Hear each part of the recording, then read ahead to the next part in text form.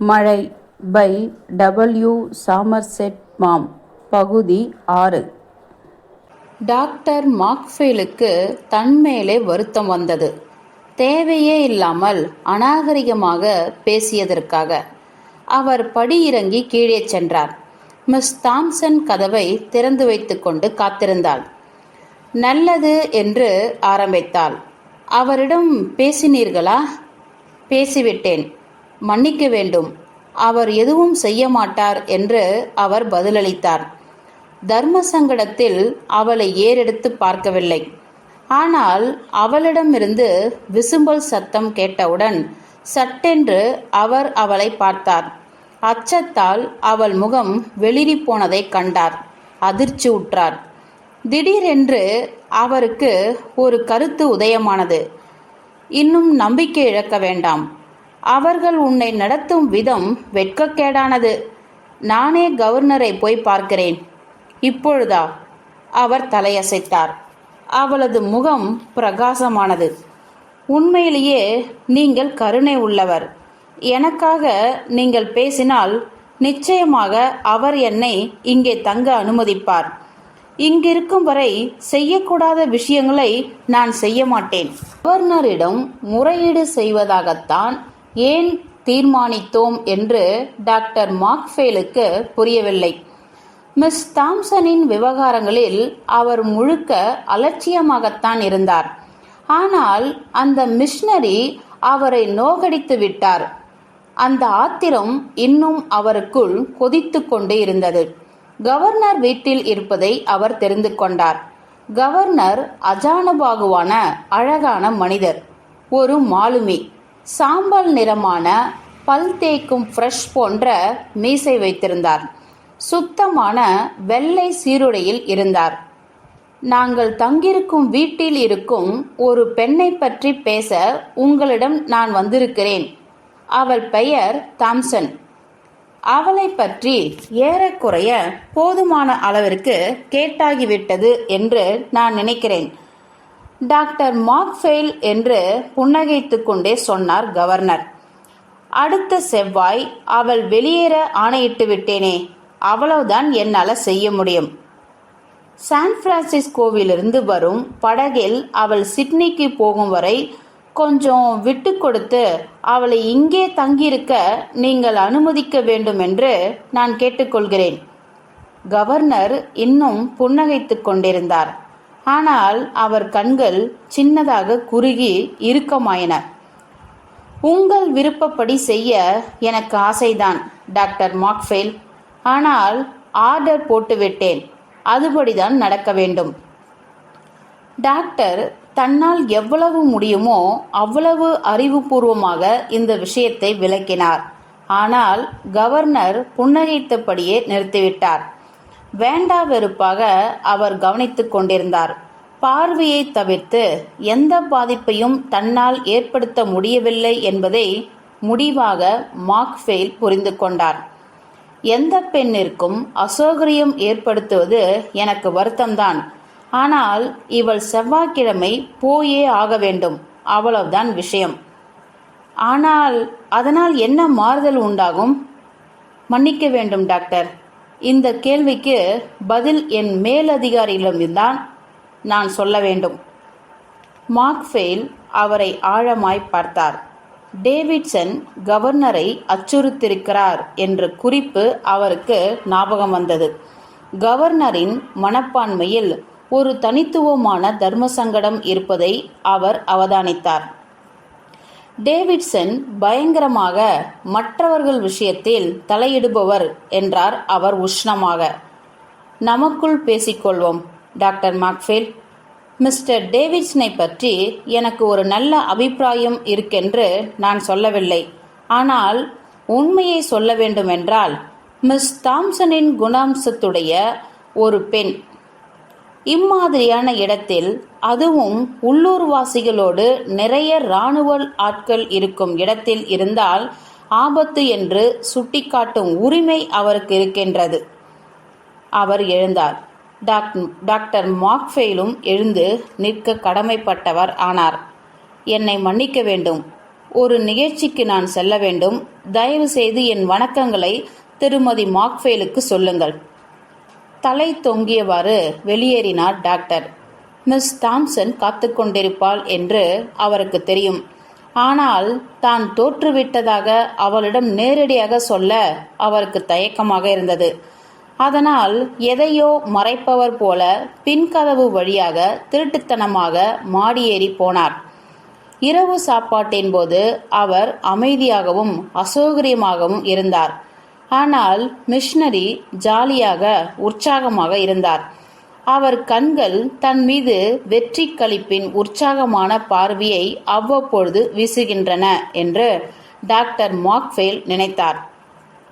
தான் கவர்னரை பார்க்க போனதும் அந்த விஷயம் தோல்வியில் முடிந்ததும் அவருக்கு தெரிந்திருக்கிறது என்று பொறித்தட்டியது.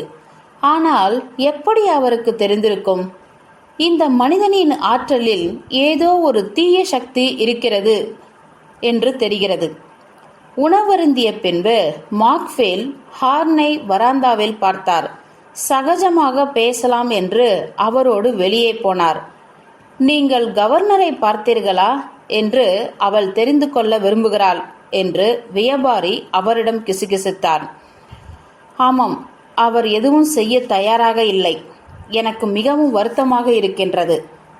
இதற்கு மேல் என்னால் ஒன்றும் செய்ய முடியாது. எனக்கு தெரியும் அவர் செய்ய மாட்டார் என்று. அவர்கள் எல்லாம் மிஷனரிகளை எதிர்த்து எதுவும் செய்ய மாட்டார்கள். தைரியம் கிடையாது. நீங்கள் என்ன பேசிக்கொண்டிருக்கிறீர்கள் என்று மெல்ல சொல்லிக்கொண்டே டேவிட்சன் அவர்களோடு இணைந்து கொண்டார். இன்னும் ஒரு வாரத்திற்கு நீங்கள் ஏபியாவுக்கு போக முடியாதென்று சொல்லிக் கொண்டிருந்தேன் என்றார் வியாபாரி சாமர்த்தியமாக. அவர் அவர்களை விட்டு போய்விட்டார். பின்பு இருவரும் உணவருந்தும் அறைக்கு திரும்பினர். வழக்கம் போல திரு டேவிட்சன் உணவு முடிந்ததும் 1 மணி நேரம் பொழுதுபோக்கில் செலவழித்தார். அப்பொழுது தயக்கத்தோடு கதவு தட்டும் ஓசை கேட்டது. உள்ளே வாருங்கள் என்றாள் திருமதி டேவிட்சன் கூரான குரலில். கதவு திறக்கவில்லை. அவள் எழுந்து போய் திறந்தாள். வாசலில் மிஸ் தாம்சன் நின்று கொண்டிருப்பதை அவர்கள் பார்த்தனர். ஆனால் அவளது தோற்றத்தின் மாற்றம் அசாதாரணமாக இருந்தது. அன்று சாலையில் அவர்களை பார்த்து நக்கலடித்த அந்த திமிர் பிடித்த பெண் அல்ல இவள். ஆனால் உடைந்து போய் பயந்து போன ஒரு பெண். எப்பொழுதும் சீராக ஒழுங்குபடுத்தப்பட்ட வாரப்பட்ட அவளது முடி இப்பொழுது அவள் கழுத்தில் தாறுமாறாக விழுந்து கிடந்தது. படுக்கை அறை செருப்புகளும் ஸ்கர்ட்டும் பிளவுஸும் அணிந்திருந்தாள். அவை புதிதாக இல்லை, கலைந்திருந்தன. முகத்தில் கண்ணீர் வழிந்தோட உள்ளே நுழையாமல் வாசலையே நின்றாள். என்ன வேண்டும் என்று கேட்டாள் திருமதி டேவிட்சன் முரட்டுத்தனமாக. நான் மிஸ்டர் டேவிட்சனோடு பேசலாமா என்று துக்கம் ததும்பிய குரலில் கேட்டார். மிஷனரி எழுந்து அவளிடம் சென்றார். உள்ளே வாருங்கள் மிஸ் தாம்சன் என்று கனிவாக சொன்னார். உங்களுக்கு என்ன செய்ய வேண்டும்? அவள் அறையில் நுழைந்தாள். அன்று நான் சொன்னவையும் மற்ற எல்லா விஷயங்களுக்காகவும் நான் மன்னிப்பு கேட்டுக்கொள்கிறேன். நான் கொஞ்சம் உணர்ச்சி வசப்பட்டு விட்டேன் என்று நினைக்கிறேன். மன்னித்துக் கொள்ளுங்கள். ஓ, அதெல்லாம் ஒன்றுமில்லை. சில கர்ண கொடூரமான வார்த்தைகளை தாங்கும் அளவிற்கு எனக்கு மிகவும் பரந்த மனது. அவள் அவரை நோக்கி நகர்ந்து வந்தாள். அதில் தவழ்ந்து வருவது போன்று ஒரு பணிவு இருந்தது. என்னை நீங்கள் தோற்கடித்து விட்டீர்கள். சான் பிரான்சிஸ்கோவுக்கு என்னை திரும்பி போக வைக்க மாட்டீர்கள் தானே? அவரது கனிவான போக்கு மறைந்தது. இப்பொழுது அவர் குரலில் திடீர் கடுமையும் கொடூரமும் ஏறின. ஏன் நீங்கள் அங்கே திரும்பி போக மாட்டீர்கள்? அவள் அவர் முன்பு குனிந்தாள். அங்கே என்னுடைய ஜனங்கள் இருக்கிறார்கள் என்று நினைக்கிறேன். அவர்கள் என்னை இப்படி பார்ப்பதை நான் விரும்பவில்லை. நீங்கள் சொல்லும் வேறு எந்த இடம் என்றாலும் சரி, அங்கே போகிறேன். ஏன் நீங்கள் சான் பிரான்சிஸ்கு போக விரும்பவில்லை? அதுதான் சொல்லிவிட்டேனே. அவர் முன்னே சாய்ந்து அவளையே முறைத்து பார்த்து கொண்டிருந்தார். மினுமினுக்கும் அவரது பெரிய கண்கள் அவளின் ஆன்மாவை துளைக்க முயற்சி செய்வது போல தோன்றின. திடீரென்று அவருக்கு அதிர்ச்சியில் மூர்ச்சி திணறியது. சிறைச்சாலைதானே? அவள் ஓவென்று கத்தி அவர் பாதங்களில் விழுந்து கால்களை கெட்டியாக பிடித்து கொண்டாள். என்னை அங்கே மறுபடியும் அனுப்பாதீர்கள். கடவுள் சத்தியமாக சொல்கிறேன், நான் நல்ல பெண்ணாக இருப்பேன். எல்லாவற்றையும் விட்டுவிடுகிறேன். அவள் கெஞ்சினாள், அழுதாள், பிச்சை கேட்பது போல இறைஞ்சினாள். கண்ணீர் வண்ணம் தீட்டப்பட்டிருந்த அவள் கன்னங்களில் வழிந்தோடியது. அவர் குனிந்து அவள் முகத்தை நிமிர்த்தி தன்னை பார்க்க வைத்தார். அதுதானே, சிறைதானே நீங்கள் பயந்த விஷயம்? அவர்கள் என்னை பிடிப்பதற்கு முன்னே நான் ஓடி வந்து விட்டேன் என்று மூச்சரைக்க சொன்னாள். அந்த காளைகள் என்னை பிடித்தால் எனக்கு 3 வருடம் தண்டனை உண்டு. அவர் பிடியை விட்டார். அவள் பொத்தென்று குவியலாய் தரையில் விழுந்தாள். விசும்பிக் கொண்டே டாக்டர் மாக்ஃபேல் எழுந்தார். இப்ப விஷயம் முற்றிலும் மாறிவிட்டது என்றார் அவர். இது தெரிந்த பிறகு அவளை திரும்ப போக சொல்ல முடியாது. அவளுக்கு இன்னும் ஒரு வாய்ப்பு கொடுங்கள். அவள் திருந்தி வாழ ஆசைப்படுகிறாள். இதுவரைக்கும் அவளுக்கு கிடைத்த வாய்ப்புகளிலே மிகவும் அருமையான ஒரு வாய்ப்பை அவளுக்கு நான் தரப்போகிறேன். அவள் உண்மையிலேயே மனம் திருந்திவிட்டால் அவளுடைய தண்டனையை ஏற்றுக்கொள்ளட்டும். அவள் அந்த வார்த்தைகளை தவறாக புரிந்து கொண்டு ஏறெடுத்து பார்த்தார். அவளின் கனத்த கண்களில் ஒரு நம்பிக்கை சுடரொளி மின்னியது. என்னை விட்டு விடுவீர்கள் இல்லையா? இல்லை. செவ்வாய்க்கிழமை நீங்கள் சான் பிரான்சிஸ்கோவுக்கு போகப் போகிறீர்கள். அவள் திகிலடைந்து முணங்கினாள். பின்பு சன்னமான கரடுமுரடான கத்தல்கள் வெளிவந்தன. அவை மனித உலகத்தை சேர்ந்ததாக ஒலிக்கவில்லை. தலையை தரையில் முட்டி மோதிக்கொண்டாள். டாக்டர் மாக்ஃபேல் துள்ளி குதித்து அவளை தூக்கி நிறுத்தினார். சரி, அப்படியெல்லாம் செய்யாதே. நீ உன் அறைக்கு போ, ஓய்வெடு. நான் ஏதாவது செய்கிறேன். அவளை பாதி இழுத்து கொண்டும் பாதி சுமந்து கொண்டும் அவர் படியிறங்கி சென்றார். திருமதி டேவிட்சன் மீதும் தன் மனைவி மீதும் அவருக்கு கோபம் வந்தது. ஏனென்றால் அவர்கள் உதவி செய்ய முயற்சி ஏதும் எடுக்கவில்லை. அந்த ஈரானத்தரான வியாபாரி படிக்கட்டுக்கு கீழே தரையில் நின்று கொண்டிருந்தார். அவருடைய உதவியோடு அவர் அவளை படுக்கையில் படுக்க வைத்தார். அவள் முணங்கிக் கொண்டும் அழுது கொண்டும் இருந்தாள். அவள் கிட்டத்தட்ட உணர்வற்றவள் போல் ஆகிவிட்டாள். அவர் அவளுக்கு ஹைப்போடெர்மிக் இன்ஜெக்ஷன் போட்டார். மீண்டும் படியேறி மாடிக்கு வந்தபோது அவர் உஷ்ணமாகி களைத்துவிட்டார். நான் அவளை படுக்க வைத்து விட்டேன். 2 பெண்மணிகளும் டேவிட்சனும் அவர் போனபோது எந்த நிலையில் இருந்தார்களோ அதே நிலையில்தான் இப்பொழுதும் இருந்தார்கள். அவர் போனதிலிருந்து அவர்கள் அசைந்திருப்பது போலவே அல்லது ஏதேனும் பேசியிருந்தது போலவோ தெரியவில்லை. நான் உங்களுக்காக காத்து கொண்டிருந்தேன் என்றார் டேவிட்சன் அந்நியமான தொலைதூரமான ஒரு குரலில். தவறு செய்த நம் சகோதரியின் ஆன்மாவிற்காக நீங்கள் எல்லோரும் என்னுடன் பிரார்த்தனை செய்ய வேண்டும் என்று நான் விரும்புகிறேன். அவர் அலமாரி அடுக்கிலிருந்து பைபிளை எடுத்து அவர்கள் இரவு உணவு கொண்ட மேசை அருகே உட்கார்ந்தார். மேசை சுத்தம் செய்யப்பட்டிருக்கவில்லை. அவர் தேநீர் குடுவையை தள்ளிவிட்டார்.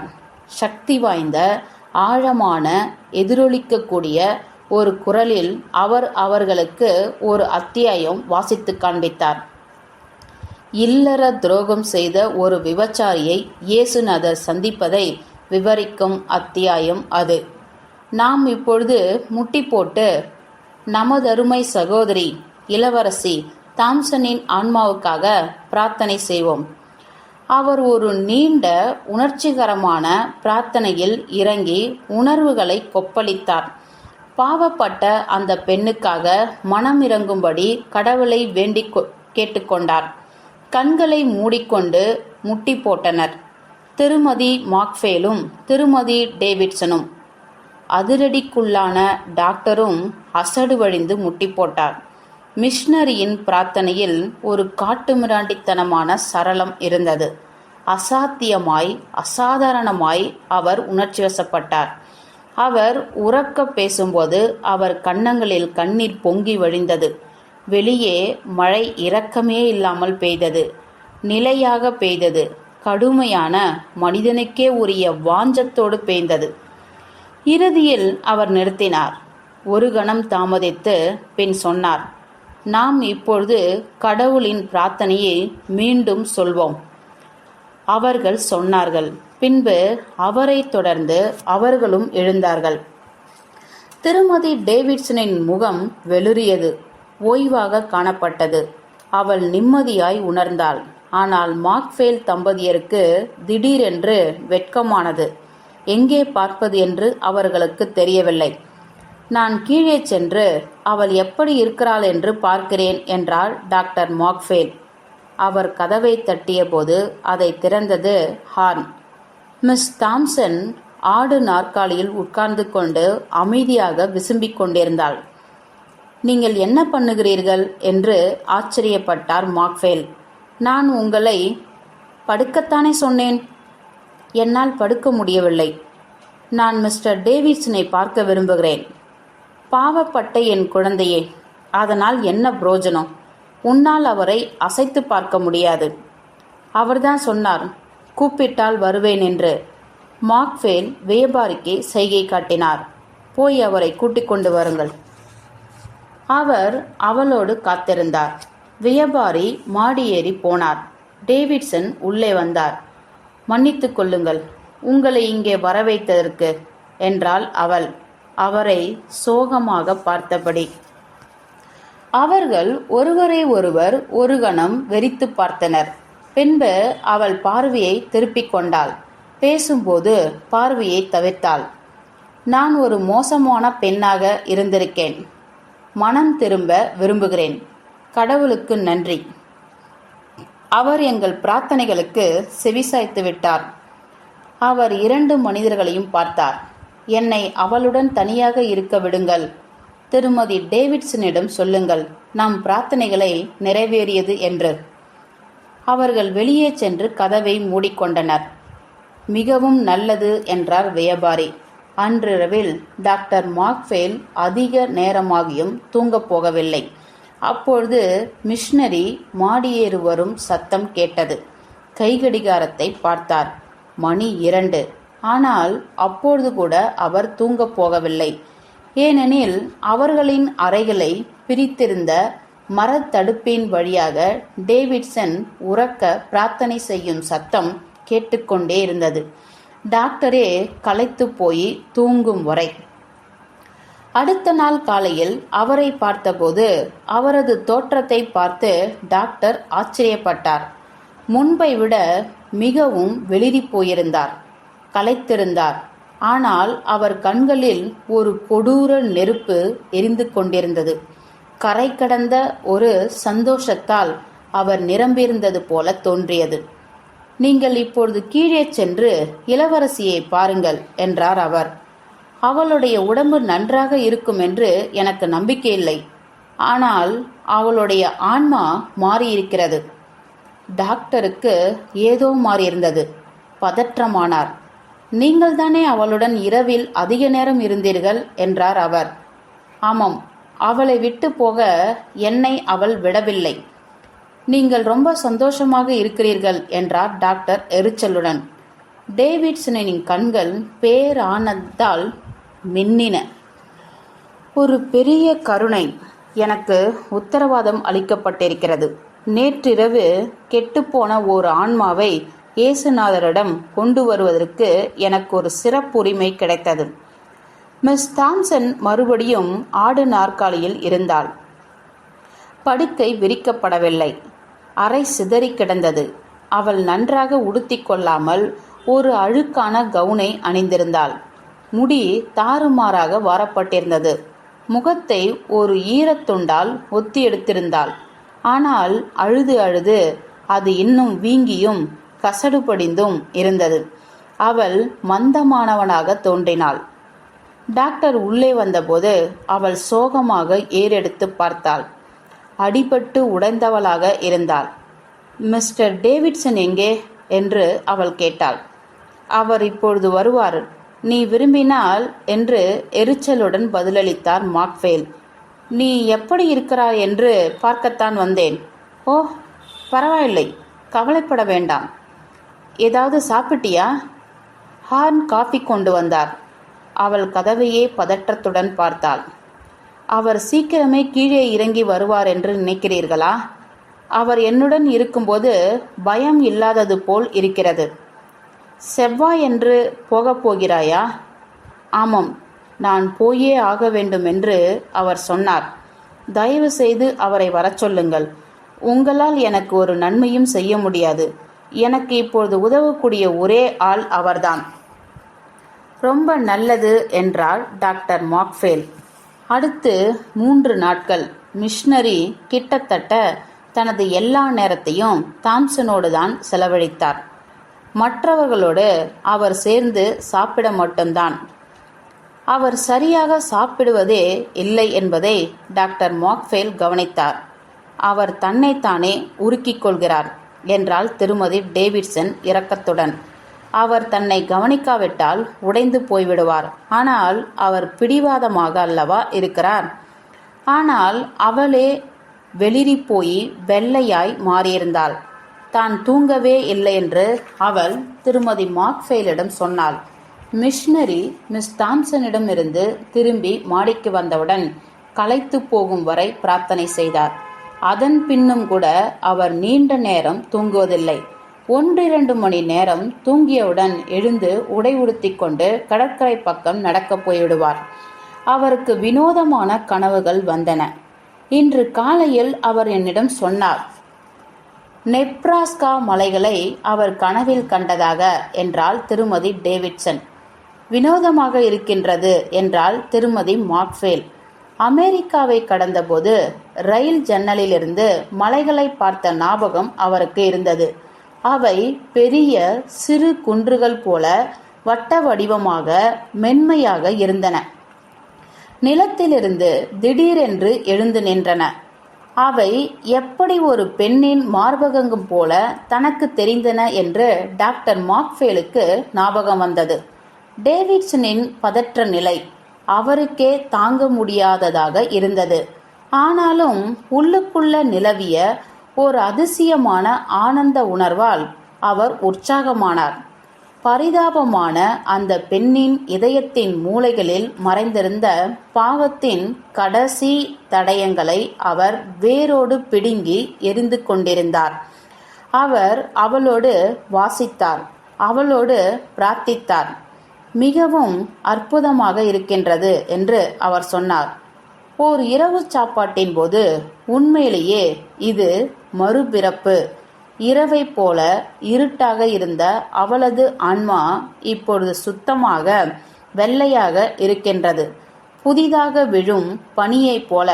நான் பணிவாக பயத்தோடு இருக்கின்றேன். தன்னுடைய எல்லா பாவங்களாகவும் அவள் கொண்டிருக்கும் வருத்தம் அழகாக இருக்கின்றது. அவளது ஆடையின் ஓரத்தை கூட தொடும் யோக்கியதை எனக்கில்லை. அவளை சான் பிரான்சிஸ்கோவிற்கு திருப்பி அனுப்ப உங்களுக்கு மனதிருக்கிறதா என்று கேட்டார் டாக்டர். அமெரிக்க சிறையில் 3 வருடம். அதிலிருந்து நீங்கள் அவளை காப்பாற்றி விடுவீர்கள்.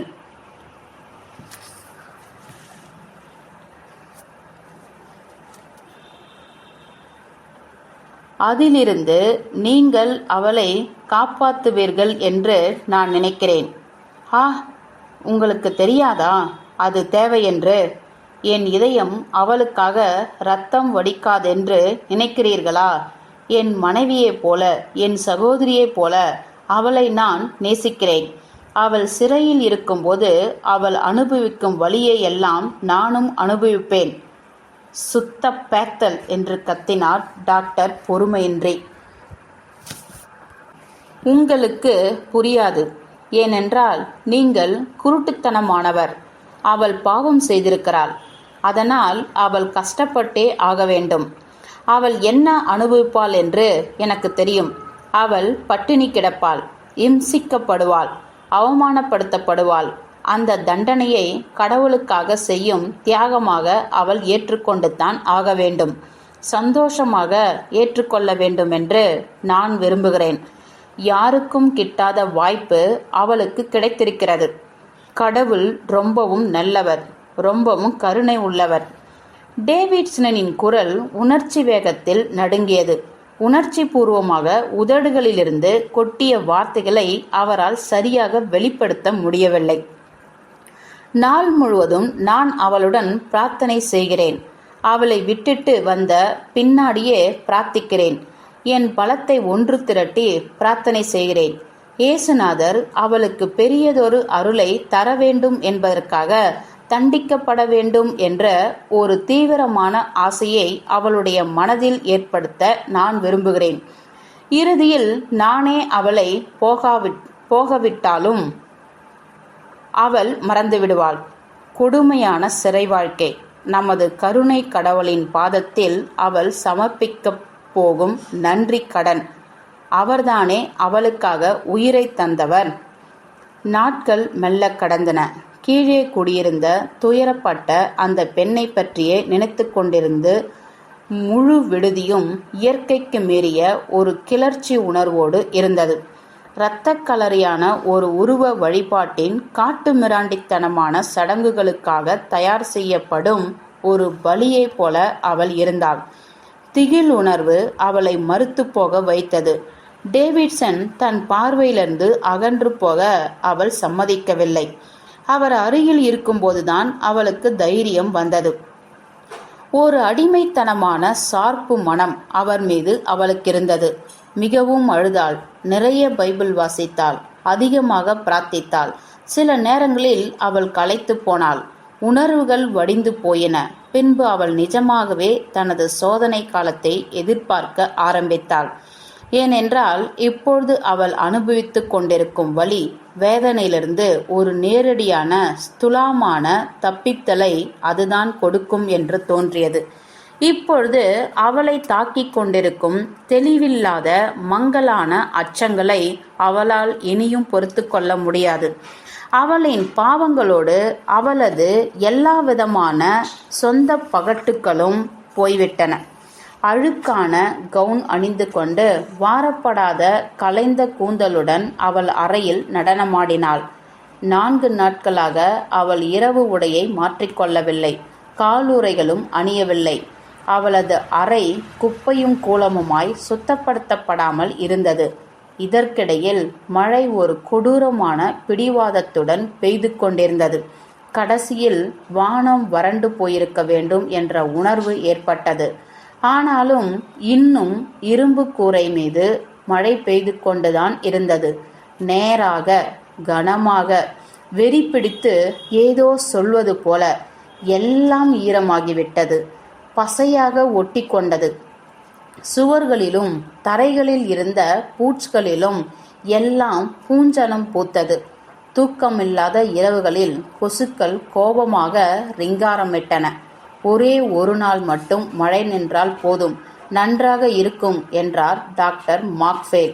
சிட்னியிலிருந்து சான் பிரான்சிஸ்கோருக்கு செல்லும் படகு வரப்போகும் செவ்வாய்க்கிழமையை எல்லோரும் ஆவலுடன் எதிர்பார்த்து கொண்டிருந்தனர். அந்த சிரமம் தாங்க முடியாததாக இருந்தது. டாக்டர் மாக்ஃபேலை பொறுத்தவரையில் அவரது இரக்கமும் வருத்தமும் ஒன்று போலவே தீர்ந்து போயின. துர்திஷ்டமான அந்த பெண் போய் ஒழிந்தால் போதும் என்ற ஆசையால். தவிர்க்க முடியாதது, ஏற்றுக்கொள்ளப்படத்தான் வேண்டும். கப்பல் புறப்பட்ட பின்புதான் தன்னால் நிம்மதி பெருமூச்சு விட முடியும் என்று அவர் நினைத்தார். தாம்சனோடு கவர்னர் அலுவலக குமாஸ்தாவும் பாதுகாப்புக்காக பயணம் செய்ய இருந்தான். அந்த ஆள் திங்கட்கிழமை மாலையில் வந்து மறுநாள் காலை 11 மணிக்கு தயாராக இருக்கும்படி மிஸ் தாம்சனிடம் சொன்னான். டேவிட்சன் அப்பொழுது அவள் கூட இருந்தாள். எல்லாம் தயாராக இருக்கின்றது, நான் பார்த்து கொள்கிறேன், நானும் அவளுடன் வருகிறேன். மிஸ் தாம்சன் ஒன்றும் பேசவில்லை. டாக்டர் மாக்ஃபேல் மெழுகுவத்தியை அணைத்துவிட்டு தன் கொசுவலைக்குள் எச்சரிக்கையாக ஊர்ந்து சென்றபோது நிம்மதி பெருமூச்சு விட்டார். அப்பாடா, எல்லாம் முடிந்தது, கடவுளுக்கு நன்றி. நாளை இந்நேரம் அவள் போயிருப்பாள். திருமதி டேவிட்சனும் சந்தோஷமாகிவிடுவாள். அவர் தேய்ந்து தேய்ந்து நிழல் மாதிரி ஆகிவிட்டார் என்று அவள் சொல்கிறாள் என்றாள் திருமதி மாக்ஃபேல். அவள் ஒரு வித்தியாசமான பெண். யார் அந்த அவள்தான்? இப்படி மாறுவது சாத்தியமென்று நான் நினைக்கவே இல்லை. நினைத்தாலே ஒரு பணிவு வருகிறது நமக்கு. டாக்டர் மார்க்ஃபேல் பதில் சொல்லவில்லை. சீக்கிரமே தூங்கிவிட்டார். அவர் களைத்திருந்தார். வழக்கத்தை விட நன்றாகவே தூங்கினார். காலையில் தன் புஜத்தின் மீது ஏதோ ஒரு கைப்பட்டு திடுக்கிட்டு விழித்தார். தன் படுக்கையின் அருகே ஹார்ன் நின்று கொண்டிருப்பதை பார்த்தார். வியாபாரி விரலை தன் வாயின் மீது வைத்து டாக்டர் மார்க்ஃபேல் ஆச்சரியத்தில் கத்துவதை தடுத்தார். தன்னுடன் வருமாறு சைகை செய்தார். வழக்கம்போல் அவர் நேர்த்தி இல்லாத வெள்ளை ட்ரவுசர் மற்றும் உள்ளூர் லாவா ஆடையை அணிந்திருந்தார். கால்களில் எதுவும் இல்லை. திடீரென்று காட்டுவாசியாக அவர் தோன்றினார். படுக்கையிலிருந்து எப்பொழுதோ டாக்டர் மார்க்ஃபேல் தனக்கு கனத்த சைகை கொடுக்கப்பட்டிருப்பதை உணர்ந்தார். ஹார்ன் வராந்தாவுக்கு வரும்படி கை காட்டினார். டாக்டர் மார்க்ஃபேல் படுக்கை விட்டு வெளிவந்து வியாபாரியை பின்தொடர்ந்தார். சத்தம் போடாதீர்கள் என்று கிசுகிசுத்தார். நீங்கள் தேவைப்படுகிறீர்கள். கோட்டும் ஷூவும் போட்டுக்கொள்ளுங்கள், சீக்கிரம். டாக்டர் மார்க்ஃபேலின் முதல் சிந்தனை மிஸ் தாம்சனுக்கு ஏதோ நடந்திருக்கிறது என்பதுதான். என்ன நடந்தது? நான் என் உபகரணங்களை கொண்டு வரட்டுமா? சீக்கிரம், தயவு செய்து சீக்கிரம். டாக்டர் மார்க்ஃபேல் தன் படுக்கை அறைக்குள் மீண்டும் சென்று நீர்ப்புகா ஆடையை தன் பைஜாமாவுக்கு மேலே அணிந்து கொண்டு ரப்பர் செருப்பை போட்டுக்கொண்டார்.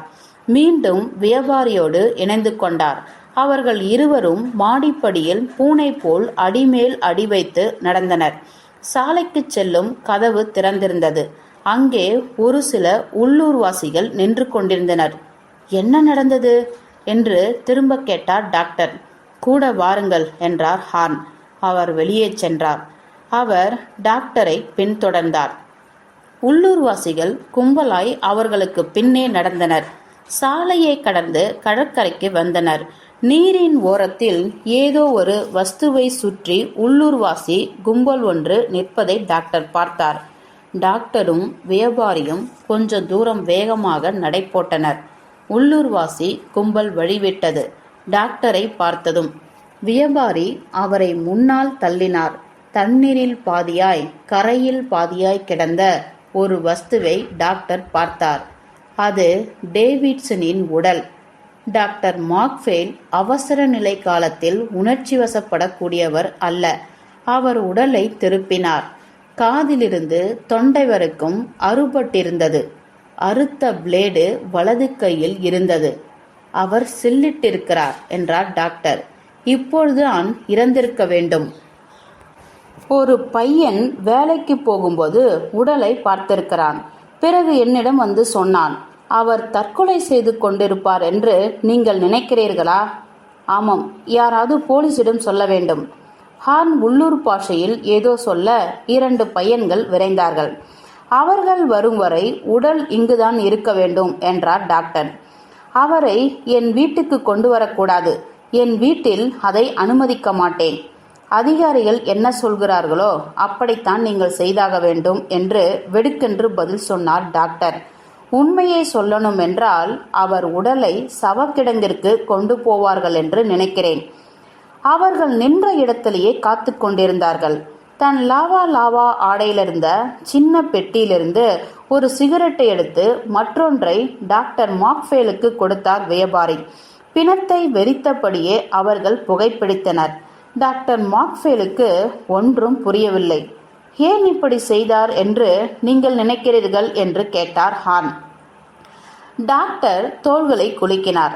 கொஞ்ச நேரத்தில் உள்ளூர் போலீஸ் வந்தது.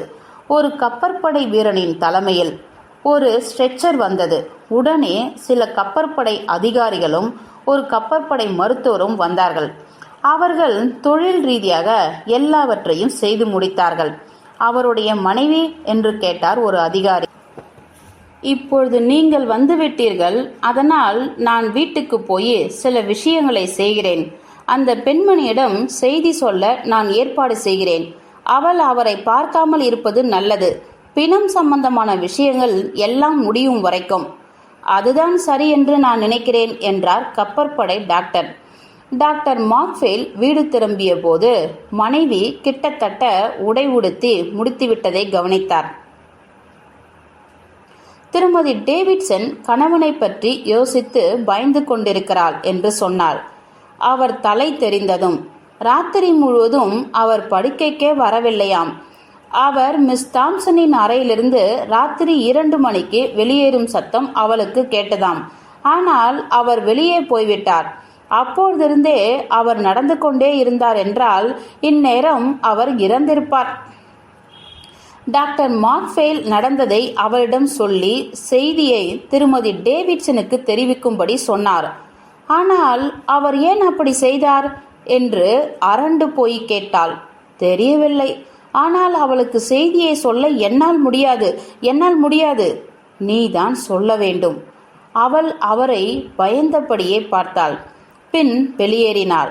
அவள் திருமதி டேவிட்சனின் அறைக்குள் செல்லும் சத்தம் அவருக்கு கேட்டது. ஒரு நிமிடம் தன்னை ஆசுவாசப்படுத்திக் கொண்டு ஷேவ் செய்யவும் குளிக்கவும் ஆரம்பித்தார். உடை உடுத்திய பின் படுக்கையில் உட்கார்ந்து மனைவிக்காக காத்திருந்தார். இறுதியில் அவள் வந்தாள். அவள் உங்களை பார்க்க விரும்புகிறாள் என்றாள். அவரின் உடலை சவக்கிடங்கிற்கு கொண்டு போய்விட்டார்கள். நாம் அவளுடன் போவது நல்லது. அவள் எப்படி எடுத்துக்கொண்டாள்? அதிர்ச்சியாகிவிட்டாள் என்று நினைக்கிறேன். அழவில்லை, ஆனால் இலை மாதிரி நடுங்கிக் கொண்டிருந்தாள். நாம் உடனே போவது நல்லது. திருமதி டேவிட்சனின் அறை கதவை அவர்கள் தட்டியவுடன் அவள் வெளியே வந்தாள். அவள் கண்கள் உலர்ந்திருந்தன. வெளிரி போயிருந்தாள். இயல்புக்கு மீறிய ஒரு அமைதி அவளிடம் இருப்பதை டாக்டர் அவதானித்தார். வார்த்தைகள் பரிமாறப்படவில்லை. அவர்கள் மௌனமாக சாலையில் சென்றார்கள். சவக்கிடங்கிற்கு வந்தவுடன் திருமதி டேவிட்சன் சொன்னாள், நான் உள்ளே போய் அவரை தனியாக பார்க்கிறேன். அவர்கள் ஒதுங்கி வழிவிட்டனர். ஒரு உள்ளூர்வாசி கதவை திறந்து அவள் உள்ளே போன பின்பு மூடினான். அவர்கள் உட்கார்ந்து காத்திருந்தனர். 1-2 வெள்ளைக்கார மனிதர்கள் வந்து அவர்களிடம் அடித்தொண்டையில் பேசினர். டாக்டர் மார்க்ஃபேல் அந்த அவலத்தை பற்றி தனக்கு தெரிந்ததை அவர்களுக்கு மீண்டும் சொன்னார். கடைசியில் கதவு அமைதியாக திறக்கப்பட்டது. திருமதி டேவிட்சன் வெளியே வந்தாள். அவர்கள் மீது நிசப்தம் குவிந்தது. இப்பொழுது நான் திரும்பிச் செல்ல தயாராக உள்ளேன் என்றாள் அவள். அவளது குரல் உறுதியாய் கடுமையாய் இருந்தது. அவள் கண்களில் இருந்த பார்வையை டாக்டர் மார்க்ஃபேலால் புரிந்து கொள்ள முடியவில்லை. அவளது வெளிரிய முகம் மிகவும் கடுமையாக இருந்தது. அவர்கள் ஒரு வார்த்தை கூட பேசாமல் மெதுவாக நடந்தனர். இறுதியில் அவர்களின் வீடு இருந்த திசைக்கு எதிரில் ஒரு வளைவு அருகில் வந்தனர். திருமதி டேவிட்சனுக்கு விம்மலுடன் மூச்சு திணறியது. ஒரு கணம் அவர்கள் அதிர்ந்து நின்றனர். நம்பவே முடியாத ஒரு சத்தம் அவர்கள் காதுகளை தாக்கின. நீண்ட நாளாக அமைதியாக இருந்த கிராம்ஃபோன் ராக்டைம் இசையை சத்தமாக கடுமையாக ஒளிபரப்பிக் கொண்டிருந்தது. என்ன அது என்று கேட்டால் திருமதி மார்க்ஃபேல் திகிலுடன். நாம் செல்வோம் என்றாள் திருமதி டேவிட்சன். அவர்கள் படியேறி ஹாலுக்குள் நுழைந்தனர். மிஸ் தாம்சன் வாசலில் நின்று கொண்டிருந்தாள். யாரோ ஒரு மாலுமியுடன் பேசிக்கொண்டு. அவளுக்குள் ஒரு திடீர் மாற்றம் உண்டாகியிருந்தது. கடந்த சில நாட்களாக பம்மி கிடந்த உதவாக்கரை பெண் அல்ல அவள். இப்பொழுது முன்பு போல பிரமாதமாக தன்னை அலங்கரித்திருந்தாள். வெள்ளை ஆடை, பளபளப்பான பூட்ஸு, அவற்றின் மீது பருத்தி காலுறை அணிந்து அவளது கொழுத்த கால்கள் துருத்தி கொண்டிருந்தன. அவளது தலைமுடி பிரமாதமாக அலங்கரிக்கப்பட்டிருந்தது. பகட்டான பூக்கள் சூடிய அதே தொப்பியை அணிந்திருந்தாள். முகம் வர்ணம் தீட்டப்பட்டிருந்தது. புருவங்கள் கண்ணங்கரேல் என்று வரையப்பட்டிருந்தன. உதடுகள் சிவப்பாக இருந்தன. அவள் தலை நிமிர்ந்து நின்றாள். அவர்களுக்கு முதலில் பரிச்சயமான அதே பகட்டு விலைமாதுதான் அவள். அவர்கள் உள்ளே நுழைந்தபோது அவள் கடகடவென்று உரக்க நையாண்டியாக சிரித்தாள். பின் திருமதி டேவிட்சன் அனீச்சையாக நின்றவுடன் அவள் மீது காரி உமிழ்ந்தாள் திருமதி டேவிட்சன். பின்னால் நகர்ந்து குனிந்து கொண்டாள். அவள் கன்னங்களில் 2 சிகப்பு கரைகள் பட்டன. முகத்தை கைகளால் மூடிக்கொண்டு அவள் விலகி படியேறி ஓடினாள். டாக்டர் மாக்ஃபேலுக்கு கோபம் பொத்துக்கொண்டு வந்தது. அவர் வாசலில் நின்றவளை கடந்து அவளது அறைக்குள் ஓடினார். என்ன செய்கிறாய் நீ என்று அவர் கத்தினார். நாசமாய் போன எந்திரத்தை நிறுத்து. அவர் அதனருகே நின்று ரெக்கார்டை கிழித்தெறிந்தார். அவள் அவர் மீது பாய்ந்தாள். ஹலோ டாக்டர், அந்த சமாச்சாரத்தை நீ என்னிடம் செய்ய முடியாது. என் அறையில் நீ என்ன செய்கிறாய்? என்ன சொல்கிறாய் நீ என்று அவர் கத்தினார். என்ன சொல்கிறாய் நீ? அவள் தன்னை நிலைநிறுத்தி கொண்டாள். அவளது பாவனையில் இருந்த நையாண்டியை அல்லது அவளது பதிலில் இருந்த எக்காலமான வெறுப்பை யாராலும் விவரிக்க முடியாது. ஆண்களே, அசிங்கம் பிடித்த அழுக்கு பிடித்த பன்னிகளே, நீங்கள் எல்லோரும் ஒன்றுதான். நீங்கள் எல்லோருமே பன்னிகள், பன்னிகள். டாக்டர் மாக்ஃபேல் அதிர்ச்சியில் வாய் பிளந்து நின்றார். அவருக்கு புரிந்தது. முற்றும்.